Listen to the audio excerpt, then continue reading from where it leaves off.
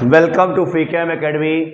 Hello student, आज हम लोग पढ़ने वाले हैं factor to affecting on rate of reaction, यानी अभिक्रिया की दर। किसी भी रिएक्शन, किसी भी अभिक्रिया के लिए उसकी अभिक्रिया की दर पे प्रभावित करने वाले कारक, उस अभिक्रिया की दर को प्रभावित करने वाले कारक पे हम लोग बात करने वाले। कौन कौन से वो फैक्टर हो सकते हैं जो रेट ऑफ रिएक्शन को अफेक्ट करेंगे, कौन कौन से वो फैक्टर हो सकते हैं, वो मेनली हम इस पे बेटा बात करने वाले। ठीक है ना, ध्यान रखना। तो जो फैक्टर बेटा आपके हैं, तो यहां लिखना है बेटा, मेन चीज आपका ध्यान दो यहां पर कि हेयर इज फॉलोइंग फैक्टर, कुछ निम्न फैक्टर है बेटा to affect rate of reaction. Rate of reaction को प्रभावित करने वाले निम्न कारक हैं। कौन कौन से कारक है सब बेटा? नंबर एक बेटा यहां पे नेचर ऑफ रिएक्टेंट, यानी कि अभिकारक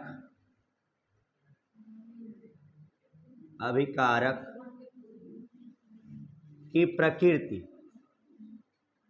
प्रकृति, ध्यान देना बेटा यहां पे। दूसरा पॉइंट, कॉन्सेंट्रेशन ऑफ, लिख देना है बेटा यहाँ, अभिक्रिया की दर को प्रभावित करने वाले निम्न कारक इस प्रकार हैं।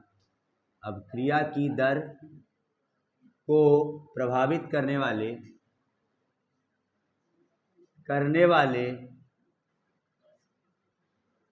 निम्न कारक इस प्रकार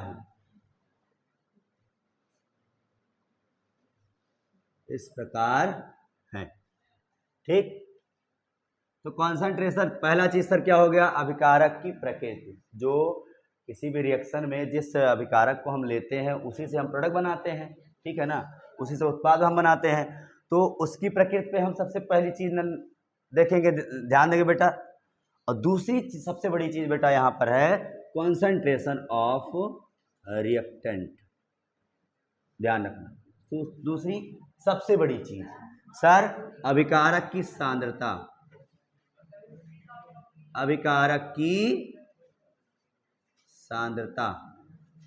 निर्भर करता है। तीसरा बात, अभी एक एक बारे में हम बात करेंगे। तीसरा बेटा आपका है टेम्परेचर, यानी सर जी तापमान पर भी, रिएक्शन में जो तापमान है बेटा उसका बढ़ा रहे हैं घटा रहे हैं, उस पर भी डिपेंड करता है कि अभिक्रिया की दर कैसी होगी, रेट ऑफ रिएक्शन कैसा होगा। चौथा चीज कैटलिस्ट, उत्प्रेरक पर भी ये डिपेंड करेगा बेटा, क्या कहते हैं कि आपका रेट ऑफ रिएक्शन क्या है, ये ध्यान रखें, ठीक है।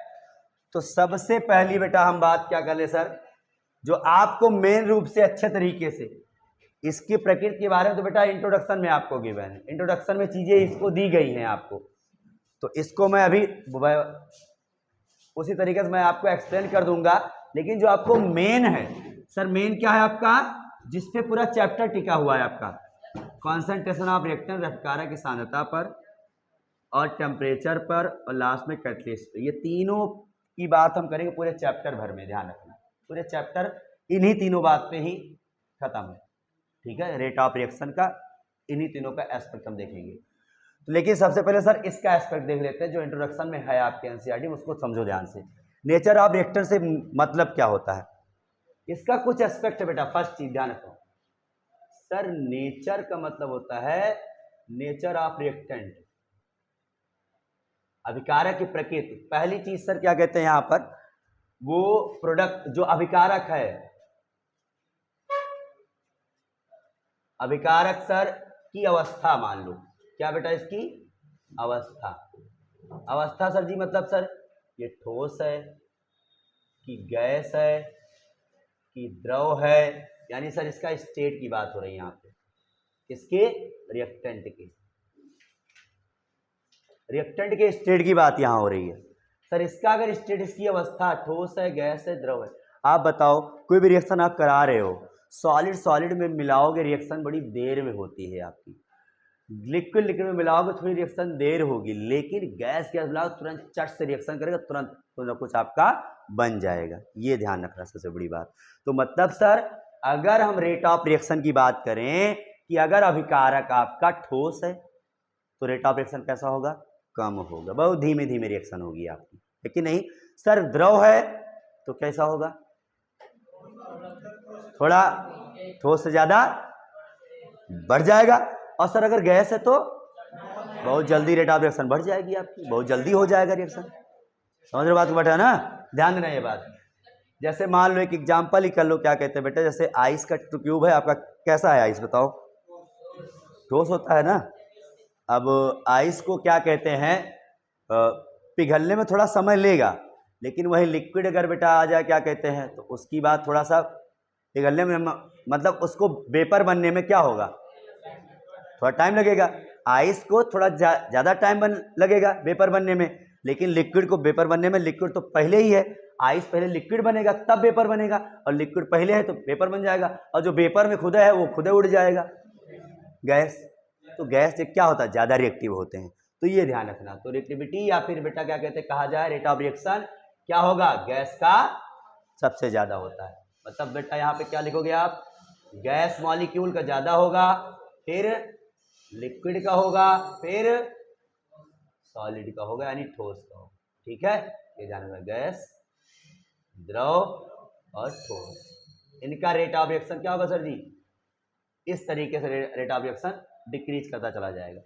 सेकेंड चीज सर, नेचर की बात अगर करी जाए, अब देखेंगे वहां पे बेटा क्या कहते हैं, जो भी कंपाउंड है आपके पास, या जो भी क्या कहते हैं आपके पास रिएक्टेंट है, उस रिएक्टेंट में कैसा कंपाउंड है, मतलब सर वो आयनिक कंपाउंड है, आयनिक कंपाउंड है, या फिर सर कोवैलेंट कंपाउंड है। मतलब सर जो अभिकारक है आपका वो किस नेचर का है सर,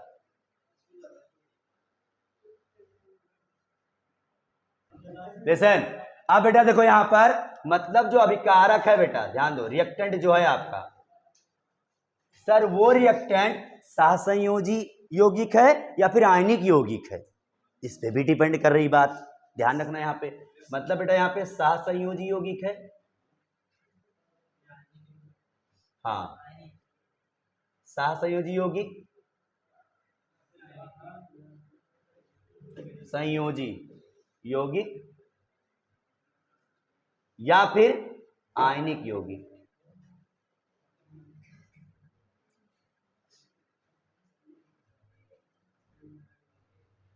ध्यान दो बेटा यहाँ पे सर, मतलब जो रिएक्टेंट आपका है वो किस नेचर पर डिपेंड कर रहा है, कि ये कोवैलेंट कंपाउंड है, कोवैलेंट कंपाउंड है या सर आयनिक कंपाउंड है। ध्यान रखना ये बात को सुनते जाओ, सुन करके भी ये चीजें लिख सकते हैं आप। अगली चीज ध्यान दो बेटा, सर अगर वो आयनिक है तो वाटर में या किसी चीज में जा करके, हम वीडियो बंद करके मारेंगे, ध्यान रखना। क्यों बात कर रहे हो,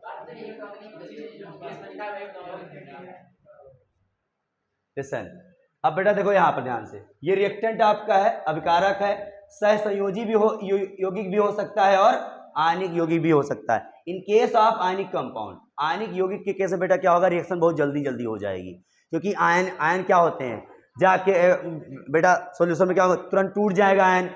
लेकिन कोवैलेंट में क्या होता है बेटा, बॉन्ड टूटता है, डबल बॉन्ड ट्रिपल बॉन्ड टूटना उसको क्या हो जाएगा, मुश्किल हो जाएगा। तो इसलिए वो रिएक्शन क्या करेगा, देर से करेगा, तो रेट ऑफ रिएक्शन क्या होगा, बहुत कम होगा। मतलब बेटा क्या कहते हैं, स्लो प्रोसेस हो जाएगा। लेकिन आयनिक कंपाउंड वाले क्या होते हैं, बहुत तेजी से रिएक्शन करते हैं, ये ध्यान रखना।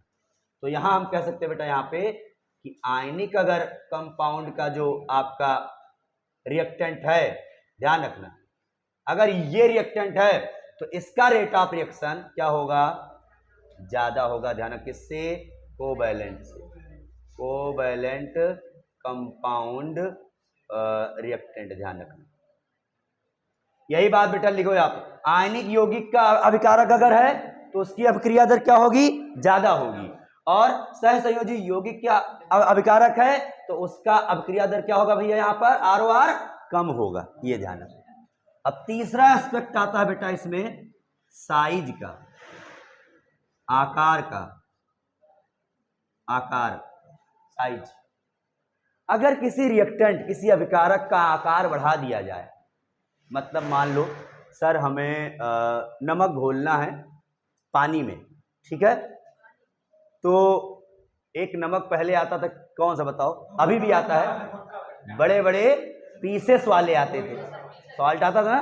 अब उस टुकड़ों को अगर बेटा आप पानी में घोलेंगे तो क्या होगा, वहां पर थोड़ा टाइम लेगा, लेकिन आजकल क्या है, पाउडर, नमक पाउडर, और लिए फट से घोले, नमक पानी तैयार। ये ध्यान रखना। तो साइज पे भी डिपेंड कर रहा रेट ऑफ रिएक्शन क्या होगा। तो साइज बढ़ेगा तो रेट ऑफ रिएक्शन कम होगा, साइज कम होगा तो रेट ऑफ रिएक्शन बढ़ जाएगा। ये ध्यान रखना। इसीलिए कभी कभी हम मेटल वगैरह के रिएक्शन, उसके देखो आयरन का रिएक्शन अगर आप डायरेक्ट HCl से या किसी और चीज से करोगे तो आपको थोड़ा प्रोसेस लेट होगा, लेकिन आयरन का चूर्ण ले लो आप, उसका पाउडर बना लो आप, उससे रिएक्शन कराओ, तुरंत क्विक रिएक्शन कर जाएगा। ये ध्यान रखना। आयरन का पाउडर नहीं देखे हो, थोड़े चूर्ण होते हैं आयरन का, जहां काम होता है वहां चूर्ण आपको मिल जाएगा। उस चूर्ण से बेटा जब कोई काम करोगे तो तुरंत हो जाएगा, कोई रिएक्शन करोगे आप तुरंत हो जाएगा। ध्यान रखो, HCl डाल दो तुरंत आपका क्या कहते हैं, रस्टिंग आ जाएगी तुरंत। लेकिन इसमें थोड़ा रस्टिंग में क्या होगा, आयरन नेल ले लो एक तरफ, आप कील, लोहे की कील ले लो, उसमें टाइम लग जाएगा आपको, क्योंकि वो सॉलिड है, उसका साइज बड़ा है, उसके पार्टिकल का साइज क्या है, बड़ा है। और यहाँ आकर क्या कहते हैं, जो पाउडर है उसका फॉर्म में साइज क्या है, उसका छोटा है, इसलिए ऐसा होता है। तो साइज के बढ़ने से रेट ऑफ रिएक्शन क्या होता है, कम हो जाता है, और इसका इन्वर्सली प्रोपोर्शनल है। साइज अगर कम होगा तो रेट ऑफ रिएक्शन क्या हो जाएगा, बढ़ जाएगा। किसका है साइज में जाइए, रिएक्टेंट का, अभिकारक का साइज, ध्यान रखना, अभिकारक के अणुओं का, अभिकारक के अणु का, ये ध्यान रखना, ठीक है। रेट ऑफ रिएक्शन भैया क्या होता है आपका, अभिक्रिया दर होता है, अभिक्रिया दर होता है, ये ध्यान रखना, नोट करो ये पॉइंट सब। अब बेटा हम लोग बात करने वाले हैं कंसंट्रेशन ऑफ रिएक्टेंट की बात करने वाले हैं।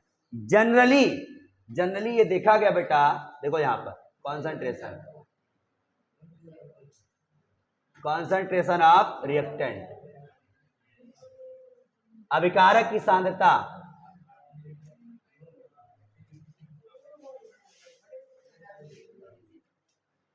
अभिकारक की सांद्रता जनरली बेटा बढ़ाने पर रेट ऑफ रिएक्शन बढ़ जाती है, ये ध्यान रखना। जनरली, इन जनरली या जनरली लिख दो, साधारणतया, साधारणतया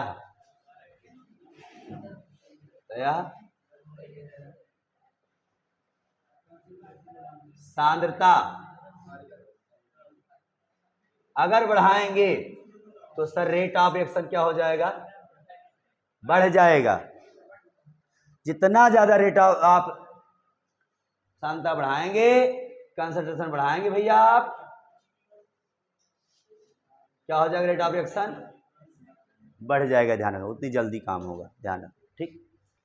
अब देखो बेटा, लेकिन अब इसी पे आपका आता है, इस कंसंट्रेशन की डिपेंडेंसी को बताने के लिए आपका बेटा एक लॉ आता है, रेट लॉ। क्या आता है आपका भैया, रेट लॉ, वेग नियम, यस,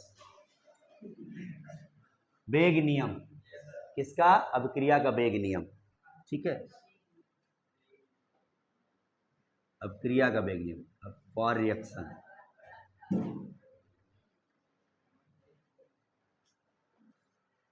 उससे पहले इन दोनों को थोड़ा थोड़ा हम बता देते हैं आपको, उसको फिर मैं डिस्कस कर रहा हूं। सर तापमान की अगर बात करी जाए, टेम्परेचर की अगर बात करी जाए, टेम्परेचर भी बेटा अगर जनरली अगर बढ़ा दिया जाएगा टेम्परेचर को, ध्यान देना, तो सर रेट ऑफ रिएक्शन भी क्या होता है, बढ़ जाता है, ये ध्यान रखना, ठीक है। सर सेम कहानी कैटलिस्ट के बारे में भी है। अगर कैटलिस्ट की पावर लगा दी जाएगी बेटा, तो कैटलिस्ट भी क्या करता है, रेट ऑफ रिएक्शन को बढ़ा देता है, ये ध्यान रखना, ठीक है। कैटलिस्ट भी बेटा ये भी अगर लगा दिया जाए, बिना कैटलिस्ट का रिएक्शन करोगे तो देर में होगा, और कैटलिस्ट लगा दोगे तो रिएक्शन जल्दी हो जाएगी। वो पाथ को कम कर देता है, वो पाथ को क्या करता है, कम कर देता है, ये ध्यान रखना, जल्दी पहुंचा देता है आपको अब प्रोडक्ट तक। तो यहां भी बेटा क्या होगा, यहां पर अगर उत्प्रेरक का स्ट्रेंथ बढ़ा देंगे तो रेट ऑफ रिएक्शन क्या हो जाएगी, बढ़ जाएगी। सिंपल सी बात। ठीक, तो अब बेटा हम इस पे मेन चर्चा हम इस पे करने वाले हैं। कॉन्सेंट्रेशन की डिपेंडेंसी जो है उस पर चर्चा करेंगे बेटा, ध्यान रखना। रेट ऑफ, तो इसके लिए बेटा आ गया कौन सा लॉ, रेट लॉ। बहुत इंपॉर्टेंट भैया, वेरी वेरी इंपॉर्टेंट, ध्यान रखना, बहुत इंपॉर्टेंट है रेट लॉ, ध्यान रखना। ठीक है, तो रेट लॉ क्या होता है पहले वो हम समझेंगे। हेडिंग डालो भैया। तो रेट लॉ, यस, किसकी डिपेंडेंसी को बताता है रेट लॉ, कॉन्सेंट्रेशन की डिपेंडेंसी।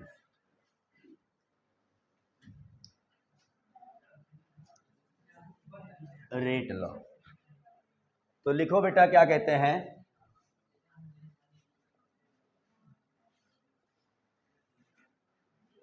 वेग नियम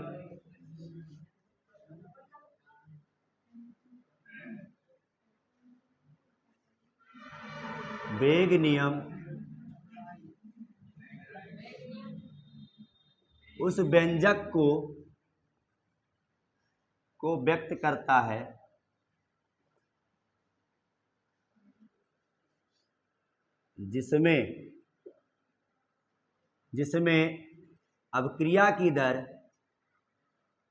व्यक्त करता है जिसमें अभिक्रिया की दर अभिकारक या अभिकारकों के सांद्रता के पदों में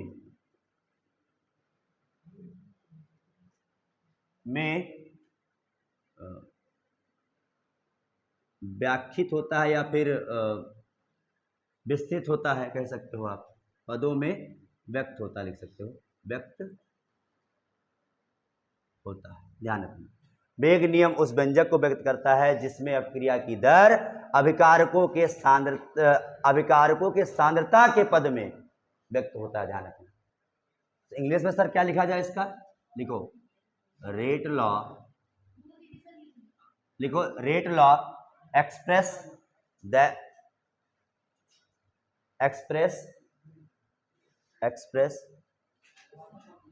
rate law express rate of reaction in term of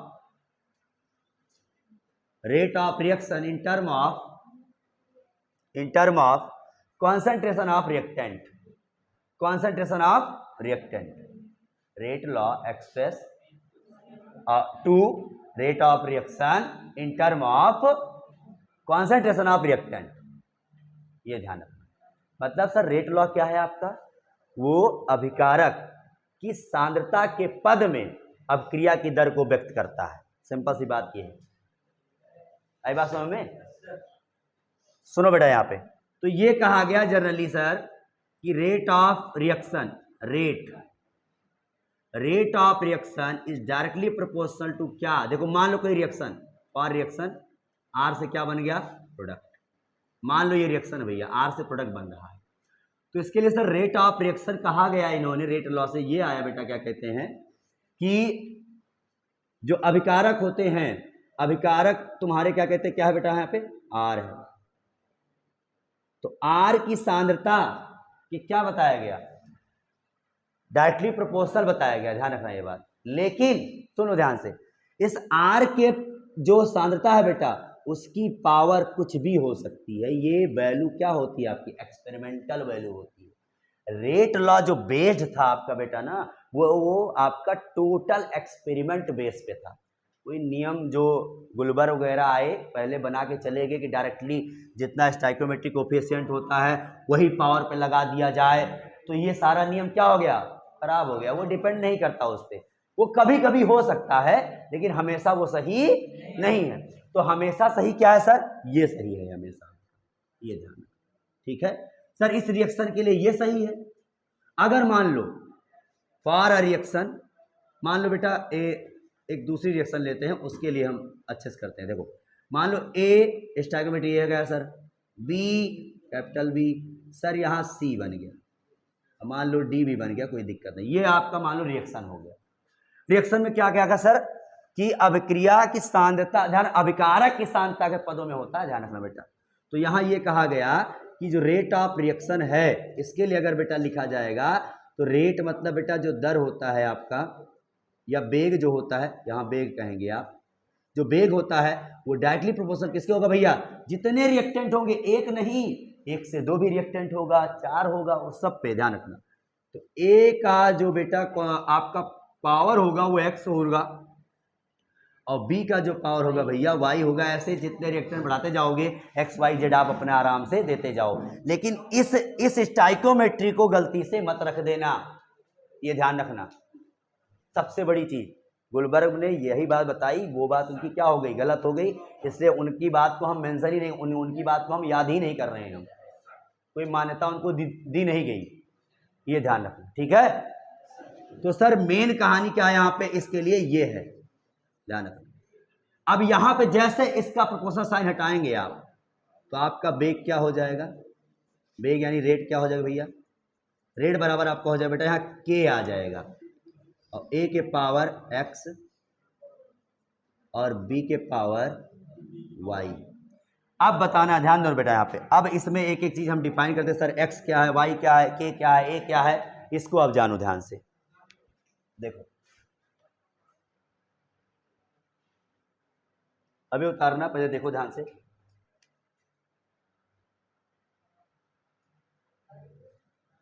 लिखो जहां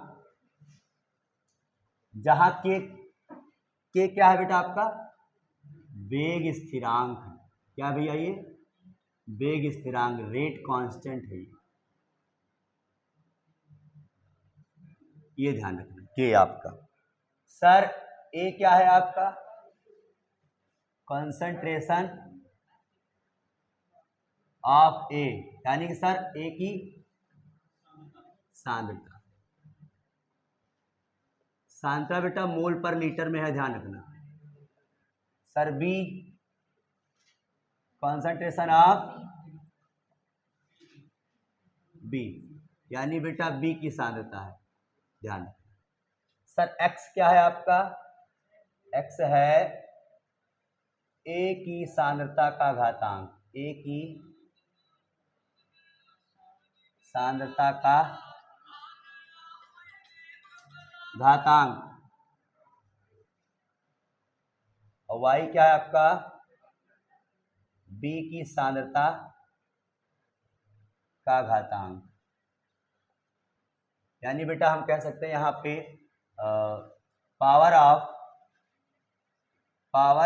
ये एक्स क्या है आपका, power of concentration of A, और ये power of concentration of B, CON बेटा कंसंट्रेशन लिख लेना आप, ठीक है, ध्यान रखना। सर जो कि ध्यान दो बेटा, X value of X and Y is given by experimentally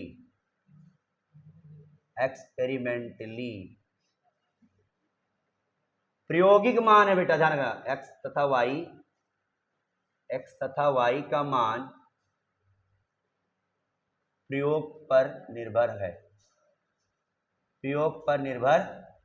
करता है, यानी ये बेटा प्रायोगिक मान है आपका, प्रैक्टिकल वैल्यू है आपका, ये ध्यान है, एक्सपेरिमेंटली वैल्यू है आपका, ध्यान रखना। ये वैल्यू एक्सपेरिमेंट दिया जाएगा कि किसके पावर पे ये डिपेंड कर रहा है वास्तव में, ठीक है। इतनी चीज लिखो, फिर हम आगे बढ़ते हैं। अब बेटा देखो ध्यान से, यहां पर सर यहां तक आपको चीजें समझ में आ गई होंगी, ठीक है बेटा। अब आगे हम लोग चलते हैं बेटा, यहां पर देखो चीजें आगे हम करते हैं।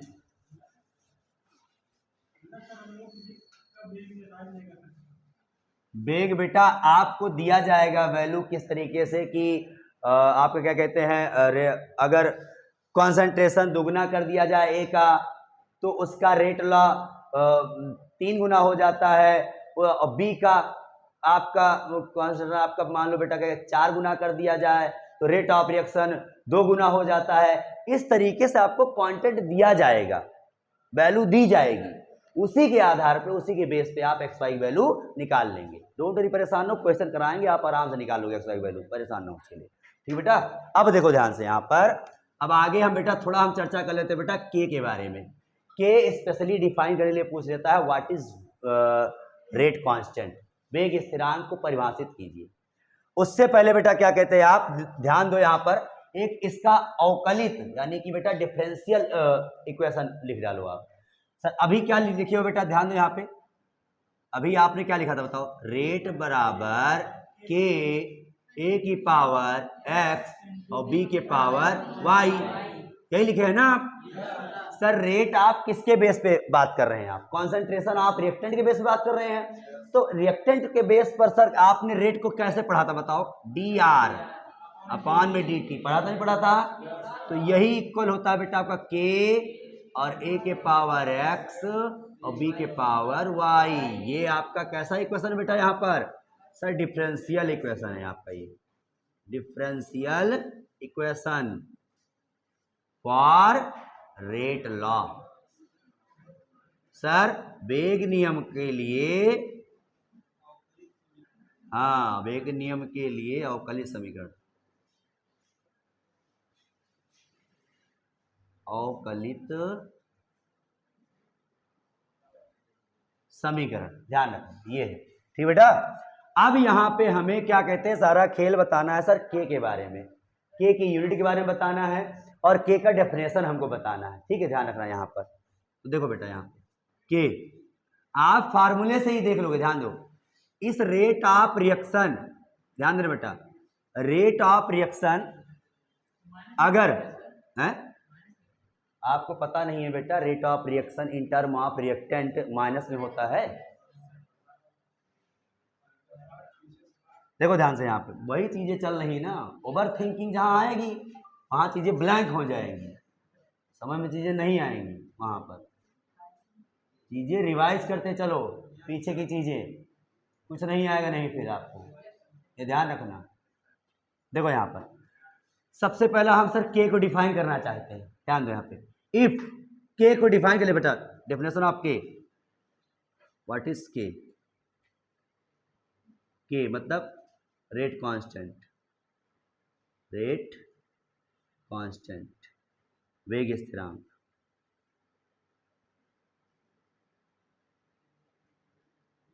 के बारे में सर, जब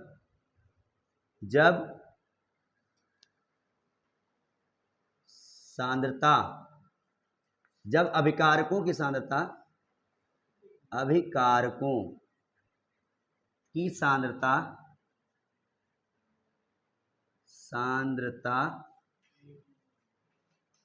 इकाई हो जाती है, इकाई मतलब एक यूनिट हो जाए बेटा, इकाई हो जाती है, मतलब या हम कह सकते हैं बेटा क्या कहते हैं, या फिर 1 मोल पर लीटर हो जाए, कितना हो जाए, 1 मोल पर लीटर हो जाए, समझ गए ना। तो वेग स्थिरांक अभिक्रिया की दर के बराबर हो जाता है, अभिक्रिया की दर के बराबर हो जाता है।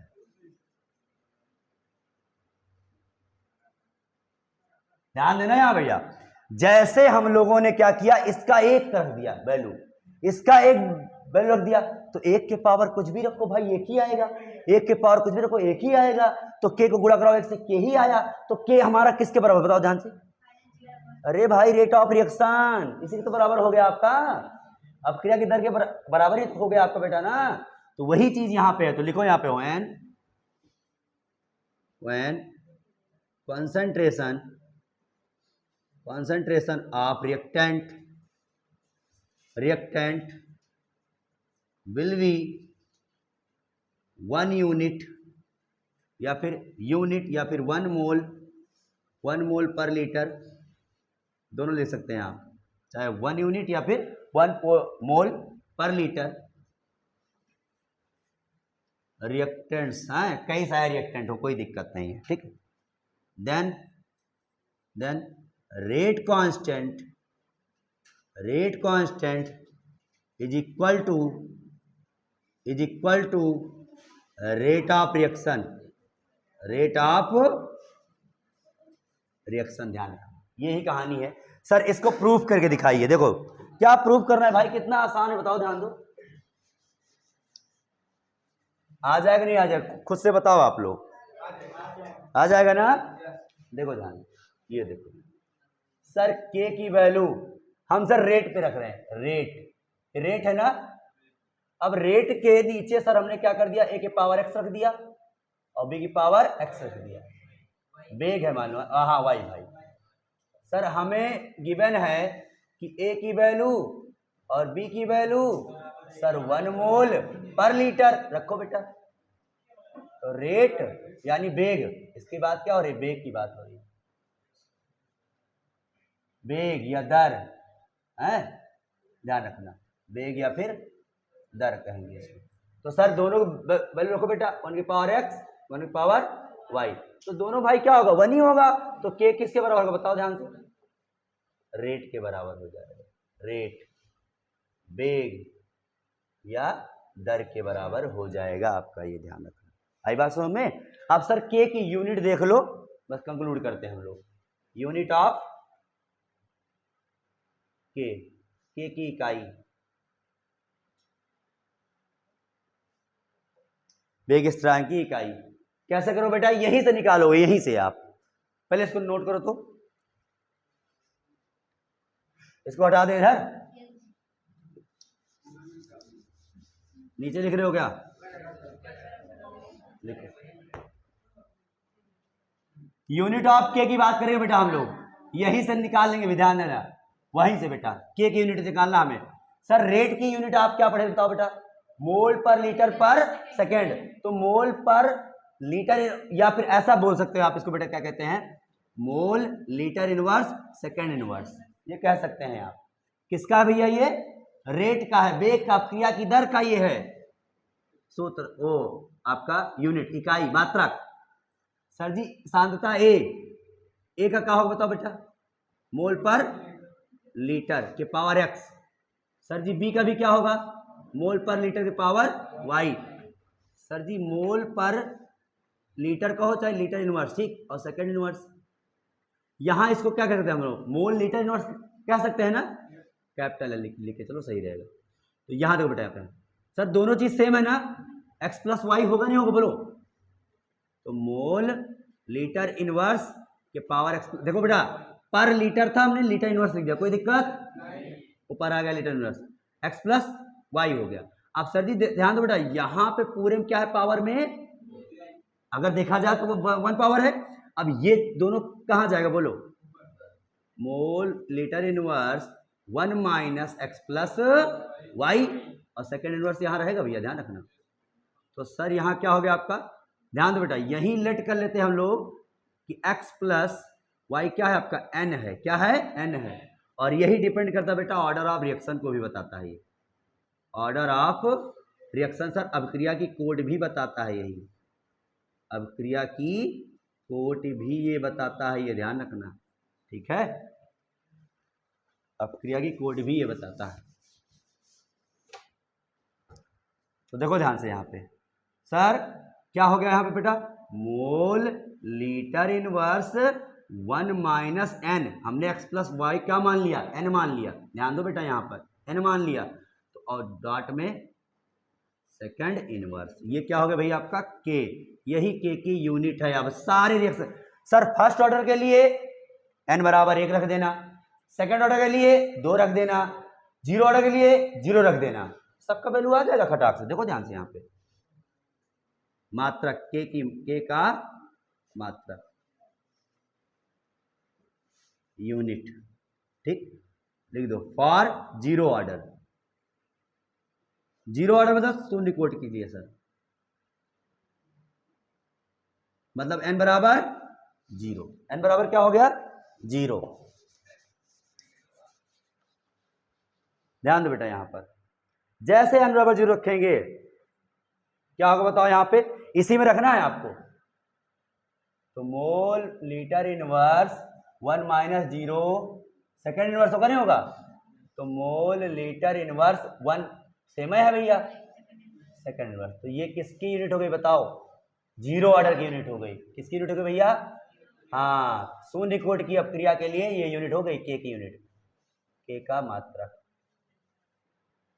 ध्यान रखना सर। फॉर फर्स्ट ऑर्डर और सेकंड ऑर्डर निकाल के लेके आओगे आप लोग, ध्यान रखना। यानी प्रथम कोट की अपक्रिया के लिए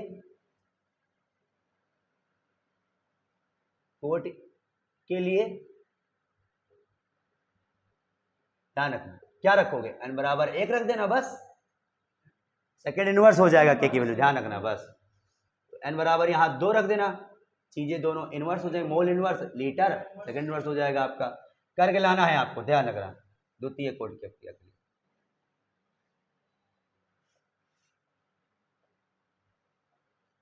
के लिए, ठीक, द्वितीय कोट के लिए,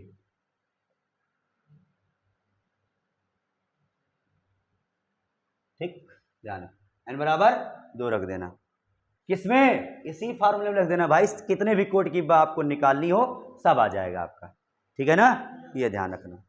तो अब हम आगे इस पे क्वेश्चन वगैरह सवाल वगैरह हम कल से कराएंगे आपको। ओके, तक best of luck, thank you.